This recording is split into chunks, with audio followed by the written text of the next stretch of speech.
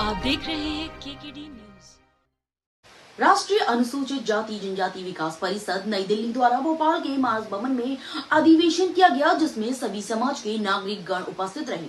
जिनका स्वागत सत्कार करते हुए सभी को संबोधित किया, जिसमें ऑल ओवर इंडिया से लोग सम्मिलित हुए। राष्ट्रीय अध्यक्ष प्रवीण मांगरिया द्वारा बताया गया कि यह अधिवेशन इसलिए रखा गया ताकि जो दलित शोषित वंचित लोगों पर अन्याय हो रहे हैं उन पर चिंता जताते हुए कहा कि आज इस अधिवेशन से आगे की रणनीति तय की जाएगी, जिसकी जितनी संख्या भारी उसकी उतनी ही हिस्सेदारी का नारा देते हुए उन पार्टियों पर भी तंज कसा जो आए दिन बाबा साहब भीमराव अंबेडकर पर आपत्तिजनक टिप्पणी करते हैं। उनको भी यह याद रखना चाहिए, बाबा साहब के द्वारा लिखे गए संविधान के अनुसार ही आज आप और हम सभी अच्छे पदों पर बैठे हुए हैं। अधिकारी इनकी भी हमने समीक्षा की और आगे प्रस्ताव लिया गया कि नवीन कार्यकारिणी का गठन किस प्रकार किया जाए, किस प्रकार देश के विभिन्न मुद्दों पर, तात्कालिक मुद्दों पर हमें अपनी रणनीति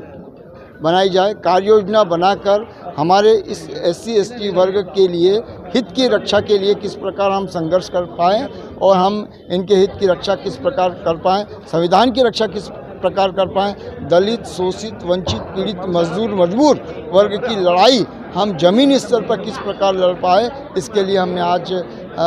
कुछ बिंदु निर्धारित किए हैं। उन बिंदुओं को लिपिबद्ध करके एक ज्ञापन तैयार किया जाएगा। ज्ञापन तैयार करके महामहिम राष्ट्रपति महोदय को उनको दिया जाएगा कि वो भारत सरकार से इस शोषित वंचित पीड़ित लोगों पर जो अन्याय अत्याचार हो रहा है उसको कम करने के लिए क्या सार्थक प्रयास आज तक हुए, क्योंकि हमारे देश को आज़ाद हुए लगभग 77 साल हो गए, फिर भी हमारे लोगों को गंदा पदार्थ पिलाया जाता है, बहू बेटियों के साथ छीना झपटी होती है, मर्डर किए जाते हैं, हमारी हाथरस जैसी घटनाएं होती है, नेमावर जैसी घटनाएं घटित हो रही। तो ये घटित होने पर भारत का कानून व्यवस्था इतना लचीला होने के बाद भी ये जिनके पास पूरी देश की सेना है, जो विश्व में आतंक कर सकते हैं, विश्व गुरु के नाम से, विश्व शक्ति के नाम से जाने जाते हैं, देश में चंद लोगों के द्वारा जो हमारे लोगों पर आक्रमण किए जा रहे हैं उनको क्यों नहीं रोका जा रहा है शासन प्रशासन की तरफ। हम इनका ध्यान उस ओर फोकस करना चाहते हैं कि ये क्यों आज तक रोकने में नाकाम रहे, हमारे लोगों पर अन्याय अत्याचार क्यों, कहाँ पर क्या मजबूरी रही, जबकि देश में अनुसूचित जाति OBC माइनॉरिटीज 85% होने के बाद भी 15% लोगों के द्वारा इस वर्ग पर अन्याय अत्याचार शोषण हो रहा है और सरकार जिनके पास आर्थिक शक्ति है, परमाणु बम पड़ा विश्व शक्ति है, वो कुछ नहीं कर पा रही है। तो अब हमारा इस संगठन के माध्यम से एक व्यवस्था परिवर्तन का मुद्दा है कि हमें जातियों के प्रमाण पत्र नहीं चाहिए, हमें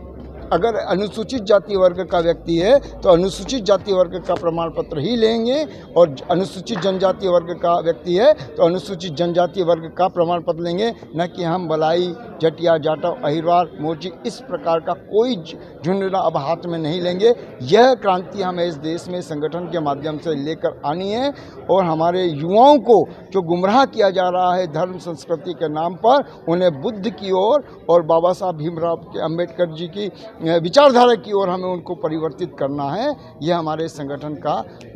उद्देश्य है और आज हमने इन्हीं बिंदुओं पर चर्चा की है। सर, जैसे कि आपने राजनीति की बात कही है, राजनीति में देखा जाए जैसे कि अभी जो कुछ समय पहले जो बयानबाजी की गई थी देश के गृह मंत्री अमित शाह द्वारा बाबा साहब के बारे में, उसको लेकर के सभी राजनीतिक पार्टियों ने विरोध जताया और कहा, उसको लेकर क्या कहेंगे?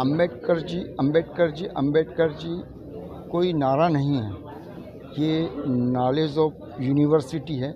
और उन्होंने कहा कि जैसा इनका बार बार नाम लेने से स्वर्ग की प्राप्ति होती, स्वर्ग किसी ने नहीं कहा। वो श्री राम जी कहते कहते इतनी बड़ी उम्र के हो गए, आज तक स्वर्ग उन्होंने नहीं देखा, तो हमको क्या स्वर्ग ले जाने की बात करेंगे। बाबा साहब ने हमको वैसे स्वर्ग दिखा दिया, आज बोलने की चलने की, हमें जो स्वतंत्रता संप्रभुता बाबा साहब ने दिया है, यही हमारे लिए स्वर्ग है। और आज हम यहाँ पर इतने भोपाल कैपिटल पे इतना बड़ा ये हमारा वर्ग बैठा है, सूट बूट पहन कर बैठा है, ये सब बाबा साहब ने हमें स्वर्ग के राह दिखाई है। आज हमारे लिए सबसे बड़ा स्वर्ग है तो बाबा साहब के दिखाया गया ज्ञान हमारे लिए स्वर्ग। हम बाबा साहब कहेंगे, जय भीम का नारा हमारे लिए सबसे बड़ा नारा है।